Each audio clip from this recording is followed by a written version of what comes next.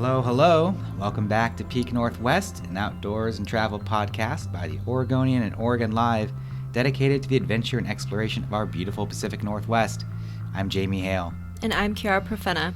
Together we take you to some of the most beautiful and interesting destinations in our region, discussing where to go, what to do, and places to see.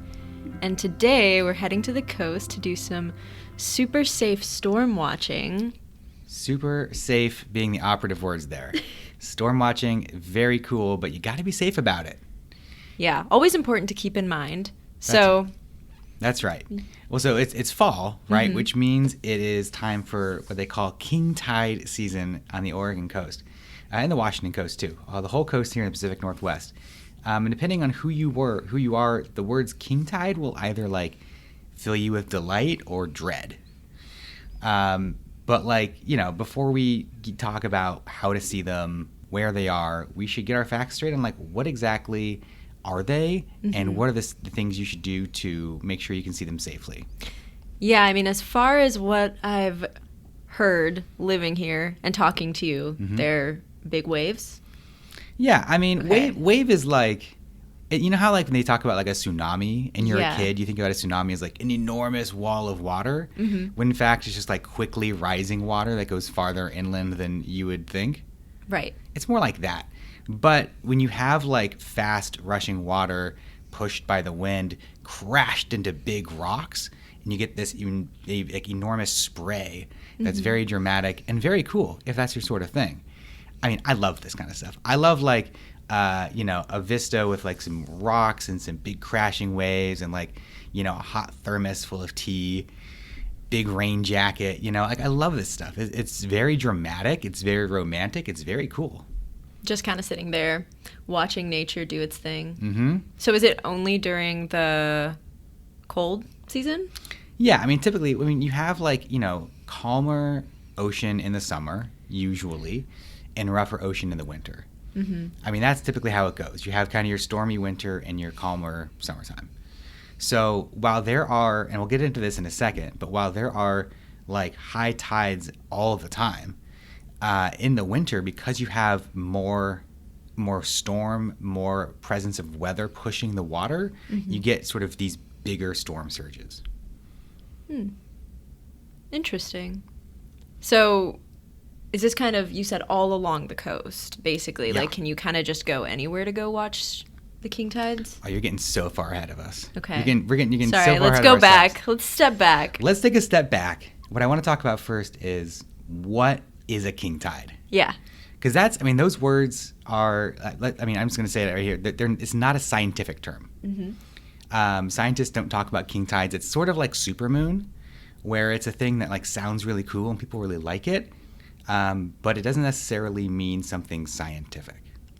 So if you're trying to be science-oriented, the closest term would be a perigean spring tide, and of course that means nothing. What do you? Yeah. That doesn't hold a lot of weight for me. So just to get into the science for a minute here, you have these different cycles of tides all year. There's spring tides and there's neap tides. And when you have the moon, the earth, and the sun aligned, which you do every new moon and full moon, you have a spring tide. So because the three bodies are aligned, there's a stronger pull on the tides, and you get lower low tides and higher high tides because of it. When they're not all aligned, it's a neap tide, and you have kind of more of a calmer tide. So you can kind of see this when you look at the tide tables. Once you get around the full and new moons, the tide tables kind of start to go a little bit more bigger in either direction. So when we're talking about a perigean spring tide, we're in a spring tide where the moon is at perigee, or its closest point in its annual cycle. So the perigee is kind of when it's closest to Earth, and therefore it exerts more pressure on the tides. So you get these sort of as a supermoon does, which is sort of the same time, you get these bigger tides than normal. So the closer the moon is, the more of a difference there is. Mm-hmm. And that's kind of what's making these king tides super massive. Well, you combine that with what we just talked about, with that kind of stormy winter weather, and then you get what they call a king tide. So essentially, a king tide is your perigean spring tide in the winter. Gotcha. So if you're going out in like on the new moon in wintertime, is that kind of going to be like the biggest king tide ever? It's more the full moons are, for reasons I don't exactly understand, are sort of these prime king tide dates. Gotcha. Okay. So we have like these 3 king tide moments here in the fall and winter. One has already passed, November 5 to 7, but we have one coming up December 4 to 6 and January 1 to 4. Those are all aligned with the full moons, and the November and December one are actually aligned with what you might call a supermoon, closer than normal. So those are like your kind of big high tide occasions. So like the question then is like, how high does the tide get? And that's like kind of confusing unless you're like really accustomed to looking at tide charts. But just to give you an example here, so for these dates at most locations in the coast, or a lot of locations in the coast, obviously the tide depends on where you are, the geography of the coastline, the geology of the coastline. Right. But like we're talking about tides that are like 10 feet plus high tides, which is pretty big. Just to give you an example, so like at South Beach in Newport, we're talking about like 10.5 feet high tides for these dates. And you compare that to the high tide over the summer was 7 to 9 feet. So this is like, you know, a little bit too significantly bigger than the typical summer high tides you're used to. Right. And then you kind of went back to kind of depends on where you're at. So what does that mean? Like if you're in a cove, you know, it's going to be not as dramatic, or we're getting a little outside of the scope of my knowledge here. Okay. I mean, there's all kinds of, you know, oceanography to unpack here. You know, it depends on whether you're like, you know, I imagine that it has to do with like, you know, ocean depth and like, you know, how the makeup of the coastline, if it's rockier or if, you know, or if it's flatter, how the water can sort of get there, if the water is being sort of pushed backwards or if it's like kind of rushing more on shore. That I don't totally understand. It's a lot of science, sounds like. We're not scientists. But for anybody who kind of wants to come and look at these tides in a sciencey way or a not sciencey way. That's right. So why should people go, or like? Well, it's like, should you go, right? Should you go? I think some people, I mean, I've written about storm watching for several years now, and every time I do, there's at least a person or two who emails me to say like, how dare you? I get a lot of how dare you emails, but like, this is one of them, of like, it's not safe. You shouldn't encourage people to do it. It's dangerous. And it can really be dangerous. It's true. So, I mean, aside from, you know, just like, I guess we should sort of say, you know, how can a king tide be dangerous? One way that I think everyone knows, a lot of people know about, is sneaker waves. That's like a Pacific Coast thing that has, you know, gets people's attention because it's, you know, essentially when you're walking along the beach and the tide rushes in unexpectedly and knocks you off your feet and drags you out to shore and drags you out to sea. That can happen just like that, and you just can't do anything about it. So I think typically when you're walking on the coast in winter, you have to have an extra precaution, an extra sort of keep your senses a little heightened. Yeah. That's a scary thought. Yeah. So mostly kind of sticking away from, stay away from that edge of the water. Stay away from the beach, really. Stay away from the beach entirely. Watch from afar. I'm sure there's a lot of good lookout places too. Well, that's the thing. So, I mean, when they talk about it's king tide season, like the first piece of advice is when it's really bad, when it's really big, stay off the beach. Right. Just period, stay off the beach. I mean, if you might love the beach in the rainy, pelting rain, blowing wind. I do sometimes, but it's like, you know, not the most pleasant day to spend at the beach. So, you know, stay off the beach if you can. And then the other thing is to find yourself in, you know, sort of a high place to be, and to find a place where there's maybe some barriers, because you have like these strong gusts of wind. You have these waves that could crash, depending on how high up you are, that could crash against some rock and, you know, knock you over. You could just slip on the mud and fall down a cliff. not to be dramatic here, but like, It's a lot to think about. we have like slippery, rocky cliffs where there's not a lot of barriers above this stormy, terrifying ocean. A lot can go wrong, right? So it's, about being like away from these steep drop-offs, making sure you have like, that you have a good vantage point, but you're not being stupid about it. Exactly. Yeah. So also maybe like stay where there's other people too. Don't be out there on your own, venturing towards the water when you don't need to be.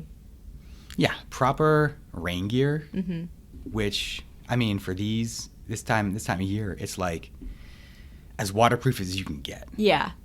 I've had some like rain gear, quote unquote rain gear, that has soaked through being out there for 15 minutes. I've had like great waterproof hiking shoes that I've slipped on like some like slippery sandstone and fallen on the ground out there. I mean, it's crazy. It's like the most powerful ocean on the planet exerting its full force at you. It's a lot. And so you have to treat it with respect, and you have to be safe and smart about it. I mean, and again, not to be dramatic about it, but like when people get taken out to sea for whatever reason, a lot of times they don't come back. That is like the power of this ocean. Like it will just take people. Yeah. And so if you don't want to be one of those people, you have to just really make sure you take all these precautions. So storm watching is fun. Yes, I love it. But are some people who say, how dare you write about this? How dare you, promote this? Do they have a point? They do. So this is why we talk so much about safety, because we don't want anyone to go out there and be having a good time taking pictures of waves and just, something happens. Yeah. So it's also just kind of sounds like this surreal experience looking at it from both sides. Obviously, you want to be safe, but there is a draw for a lot of people to go out and see them. So, I mean, for you, Jamie, why do you go? I think it's the power of the ocean, right? Like I love the ocean. I love the Pacific coast.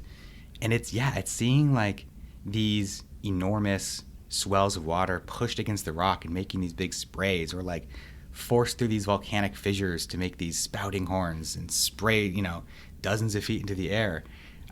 It's just, it's awesome is what it is. And so I think a lot of us go into nature to feel some kind of awe. Yes, whether it's, definitely. wow, look at this great big view, or this deep, deep canyon, or these incredible stars. And this is just another flavor of awe. Gotcha. And so you've gone and you've seen them in a couple different places, right? Oh, yeah. So yeah, break that down for us. Okay. So, yeah, I think we've reached the where should you go to do it phase, right? A lot of good spots up and down the coast, right? And everyone's got their favorite storm watching spots. I think the most popular one that I've seen is Cape Disappointment State Park in Washington, specifically Waikiki Beach. A little funny to have sort of a Hawaiian name for this beach, but so it goes. This is a spot where you will go and find like a dozen other photographers there. This is, again, sort of because of the geography of this beach. These big waves come and hit this headland. There's like a lighthouse up there, and just it makes these huge swells and these huge curling waves. It's very cool. It is, pretty exposed also. All these places are going to be exposed, so it's like, pretty wet and, just pretty extreme. But Cape Disappointment, that's, if you're looking for like one spot to go see it and you just want to see it, that's, I think, one of the best spots you can do. And also like timing. I know we talked about when they're coming, so December 4th through 6th and January 1st through 4th. Does it matter like the time of day that you're going? Typically, like, you can kind of, I would just look at the tide tables, right? It changes. Typically you get your lower tides kind of in the morning. So, I think kind of like your late morning, early afternoon is a good time if you want to sort of get that. But also, any stormy day, you don't have to wait for the king tide specifically. Gotcha. The highest high king tide. You can just go when it's a little stormy and you can get some good waves, Yeah. If you're chasing the biggest, best wave ever, sure, you can do that. But I personally have found plenty of awe without doing that. Gotcha. So kind of any time from now through the end of winter-ish is a good time to go visit? Totally. Okay. And then if you want to go full pedal to the metal, you know when to go during those full moons. Okay. So where else do you have for us? So Cape Kiwanda State Park in Pacific City is a great spot to do it. It used to be a really dangerous spot to do it. It's these kind of sandstone bluffs over the ocean. Really beautiful. It's like you have to climb up a big dune to get there. But you have these great views, like sort of these carved sandstone formations. The waves come in and hit them really cool. But they've since erected this fence along the whole thing, so you have like some safe vantage points to go do it. People do go beyond the fence line routinely, and I am here to say don't. Don't do it. Yeah. They put the fence up there because many people were doing that and dying because of it. And like, you know, you just have to imagine that fences are put there for a very good reason, and you as a visitor probably don't know that reason. And if you think like, you know, this fence isn't for me, it definitely is for you. You're that person. So because they have these great fences, it's a much safer place to do it. Again, it's very exposed. It takes a climb up a hill to do. But you've got Pelican Brewing right down at the bottom of the hill, a great spot to warm up after. Perfect. I think, when you're doing storm watching, you got to have a good spot to dry off and to have something warm to eat afterward. That's, I think, a crucial part of the experience. That's a crucial part of any day. Mm-hmm. But yes, go on. So, I mean, there's a lot of stuff to do in Pacific City. So I think it's just like a good spot to kind of go hang out. You get your storm watching done, you get a little hiking, and then that's it. So Cape Kiwanda is a good one. I think my go-to area, though, is probably Depot Bay, which we talked about recently on the pod here. A lot of stuff to do in Depot Bay. But there's like a trio of pretty great storm watching spots in that area. So downtown Depot Bay is one of them. They have that big seawall there and some spouting horns in town, which again are sort of these volcanic formations in the shoreline where water is sort of forced upward. And when you get like some really good storm surges in Depot Bay, that water can get sprayed upward all the way across the highway to the other side of the street. Fun. Very cool. And then the seawall, when it gets hit, you get water kind of like splashing over the seawall, which is like, very cool. So it's very dramatic. You can just literally drive and pull off and see some good stuff from your car. So it's a great spot to do it. And again, good food just across the street behind you. Right. So that's a great spot to do it. And then just north of Depot Bay is a place called Boiler Bay, a little pull-off. And it's all fenced in. It's sort of a small little jut out into the ocean. It's all fenced in. It's a good whale watching and bird watching spot, but it's a great storm watching spot too because just, again, the geography of the coast, you get these nice big crashing waves up there that you can see just steps out of your car. That is where I fell, the one time I fell. So keep that in mind. I was a little too, I think, excited, and I got out of my car and slipped on the sandstone and went like straight down on my back. Oh, it was tough. Not a great start to the king tide watching. No. But you persisted. Yeah, it's true. And the third spot in Depot Bay is a little south of town, a place called Devil's Punch Bowl. So this is one of our low tide attractions where when it's super low tide, you can walk inside and it's very cool. I would not recommend it this time of year. Yeah. Because sneaker waves, etc. But there's a viewpoint above Devil's Punch Bowl. Again, I've actually been to this one. Have you? Okay, well, tell us about it. You can look down, and it's like this big rocky formation with a hole in it. And so I mean, from what I'm imagining, I'm sure the waves come in and just like crash upward through what's almost like this tunnel shape going up. You would hope that's the case. Okay. It's not, in my experience anyway, it doesn't quite go in as much, but it crashes very cool up against it from the outside. Rock. Okay. I mean, it's a very cool like geographic feature like to begin with to go see as well. So sounds like one of those things where you can go and like look at some cool rocks and then also look at some cool waves. Yeah, to see, like you said, the water kind of rushing in. It kind of does rush in, and the water crashing on the outside. It's just a very cool sight to see. Yes. And it's really easy to park your car. Yeah. Safe viewpoint. Take a look. I've done that before and had a great day doing just that, and then going and get some chowder afterwards. Gotta get chowder. Obviously. Okay, so a couple other spots here. A little farther down the coast, kind of in just north of Florence, the Yachats area, Cape Perpetua has so much good low tide stuff that can also be some good high tide stuff too. But they have this like great trail with a lot of fencing where you get these just great views of like water crashing in various ways. There's not like a specific spot there, but it's just like a good spot if you want to do a little more walking outside with your rain gear on. It's a good place just to go and get a lot of different looks at different kinds of places. There is a spouting horn out there on the north side of the park, I believe, so that's another cool thing to look for. But just a cool spot to go. And then a little farther south, Heceta Head, famous for its lighthouse. Again, just really well like established recreation area where you're going to find more barriers. You're going to find, like people have been going to these places enough that they are like, okay, we're going to make sure that this is safe to go see. Right. And you get some great, there's a bunch of rocks just near the lighthouse that you get some great crashing waves against those rocks. And these ones are very close to like a lot of civilization, right? Like all of these places, you're going to be around other people. Yeah, I mean, well, it depends on, you could go on a Wednesday and be there by yourself, basically. But yeah, I mean, the Heceta Head, it's right next to the lighthouse and the Lighthouse Keeper's Inn, which is always staffed. There's people there. You can stay the night there if you want. And these are both near, but they're between Florence and Yachats. So you've got towns nearby that you can, again, go get a bowl of chowder, a dark beer, or whatever you want to have. Right.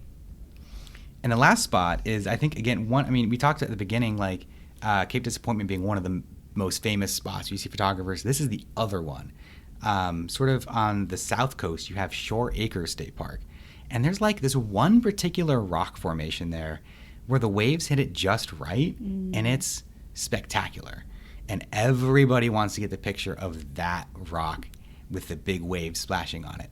So it's a great spot to do it. They have fences, barriers where you can get pictures of it. Of course, people do go beyond the barrier. I've seen some insane pictures of people standing out on a rock formation. Don't do that. Someone's already done it. You don't have to do it. That picture exists in the world. Have you taken one of these pictures? No, I've never been there at the right season for it. I went out there for the holiday lights once when it was like dark.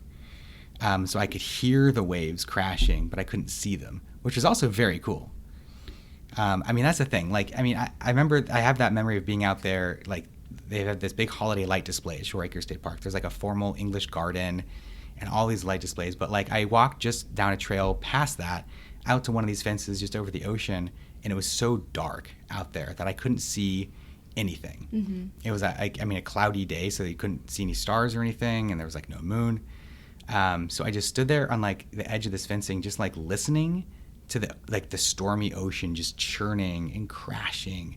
And it was so nice. I don't know. I love that. Not everyone loves that, but I thought it was such a cool experience to sort of be in the dark at the edge of the continent, just listening to the ocean work, It's very like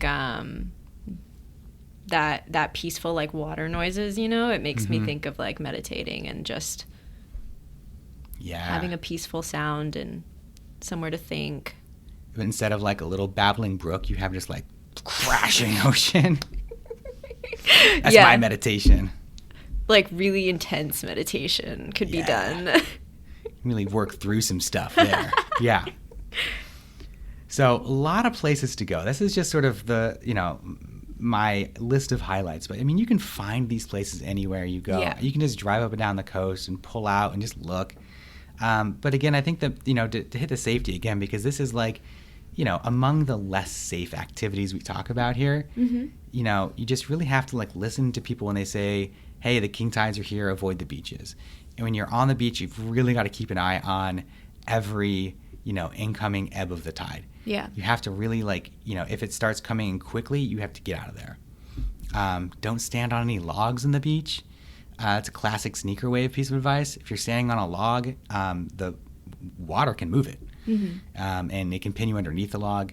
You just have to just keep your wits about you out there. This is like an unforgiving environment where things can turn on a dime. So you just have to really make sure you're being safe. You've got all your proper precautions, and once you do that, it can be super fun, and you can have a great time out there. Well, it sounds awesome. I feel like we've given people a good guide how to get there. I may maybe see if I can get out to the coast sometime in the next month. I think you should. It's not busy, obviously. I'm not like a winter Oregon coast person, or haven't been. Mm-hmm. Who's to say, though? I could be. Sure. I mean, this is all, you combine this with like some of the gray whale migrations that happen in end of December. Right. I mean, that could be a pretty cool thing. January 1 to 4 is about the time the gray whales are going to be migrating down. So, Okay. I mean, of course, if it's stormy, it's impossible to see the whales. But you get either a clear day where you don't get the storms, but you see the whales, or you get a stormy day, which is really cool. That's kind of perfect. Like a New Year's Day Win-win. weekend kind of thing. That's a great time to do it. That sounds like a great recommendation. Mm-hmm. Well, I'm excited to hear about your experiences out there, if you make it out there. And folks, have a good time out there. I think, it's easy to say, like, it's wintertime, let's not go to the coast. But as my wife from the East Coast always reminds me, it's not the beach. It's never a beach day out there. It's a coast day. And so it's always a little bit more rugged. And so if you can embrace that rugged personality of the coast, you can really get to know it. Breathe some salt air, cure your maladies. God, I want to go out there right now. Shoot, Let's go. We should just make it happen. Oh my gosh. Well, folks, that will do it for us for today. Until next time, you can watch our videos on the Oregonians YouTube channel and view all of our travel and outdoors coverage on OregonLive.com/travel, as well as HereIsOregon.com.